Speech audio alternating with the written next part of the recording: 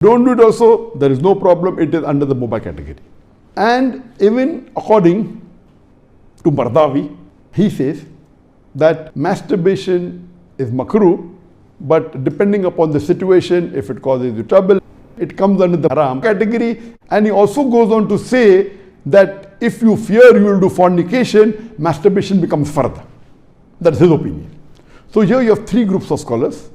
One group which is a majority saying it is haram, based on the verse of Surah Mu'minun, chapter number 23, verse number 5 to 7. Whereas the second group of scholars say it is makruh, it's discouraged. And the third group say it is mubah, it is permissible, it depends upon you. According to me, I being a medical doctor, that in our medical college when I did my medicine, they used to say that when you ask a person, do you masturbate?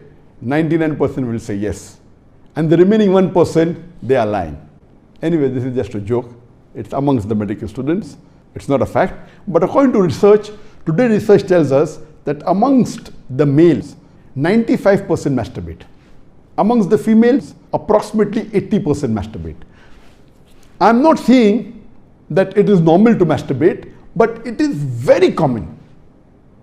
And there is a myth that which is there if you go to some of the Islamic sites, and those who believe it's haram, they say that masturbation causes blindness, masturbation, it causes nervous problem.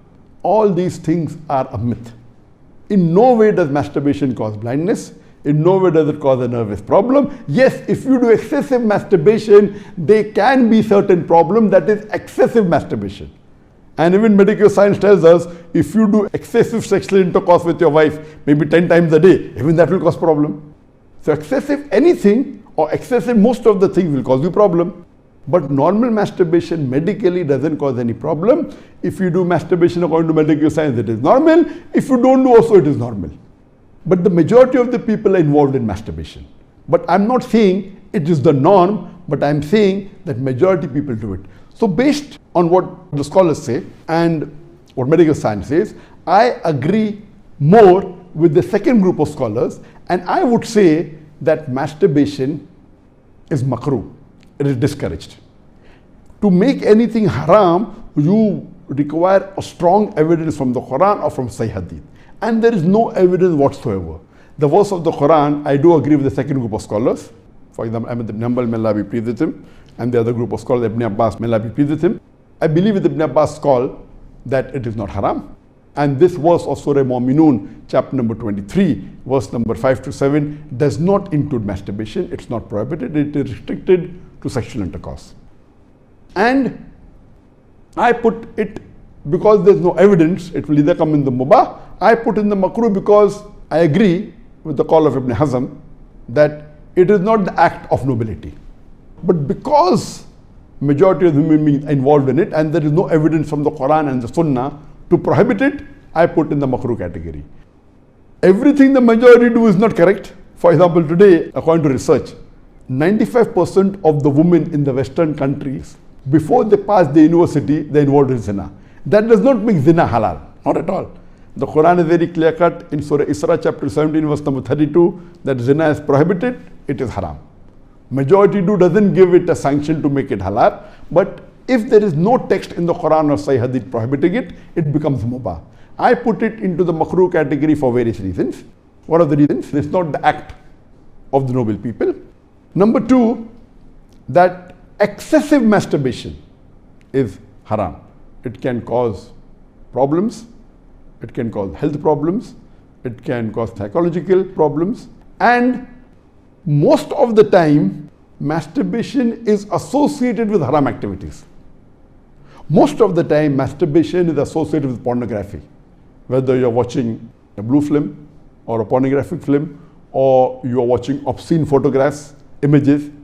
Here itself, if it associated with haram activity, that again becomes haram. So if you associate masturbation with pornography or with obscene photographs, it is haram and that is prohibited and it leads to that high chances. That's the reason I would say that best is to avoid. But if you cannot marry for various reasons that we have, so the best would be you fast as was recommended by beloved Prophet in Sahih Bukhari, volume number 7, hadith number 5066, that, O young people, whoever has the means to get married, they should get married. For it will help you to lower your gaze and guard your modesty. And if you cannot marry, then you fast, it will reduce sexual urge. And this is scientifically proven that if you fast, it reduces your urge of your sexual desires. So the best is to fast. But it will not be possible to fast always, and depending upon the levels of sexual urge, that keeps on differing. So based on this, the mustahab is to fast. But if you cannot, or if that's not sufficient to suppress your desire, and if you have to masturbate, it is permitted. It is not a sin. There is no evidence anywhere in the Quran or Sahih Hadith which says that if you masturbate, you'll get a punishment. Here, the reason I'm saying this, that I being a medical doctor, I know that there are many Muslims, many of them, hundreds, who have come to me for consultation. And they believe, because of the views of most of the Muslims, they are good practicing Muslims, but they believe it is haram. So they come to me, and the similar what question was asked, that he's tensed, he's unhappy, and he has got mental stress. Because they are good practicing Muslims, they pray 5 times salah, but they realize and they think masturbation is haram, so they get tensed up and worked up. And this causes many a time big problem. Because they think it is haram and they're doing it, and they have the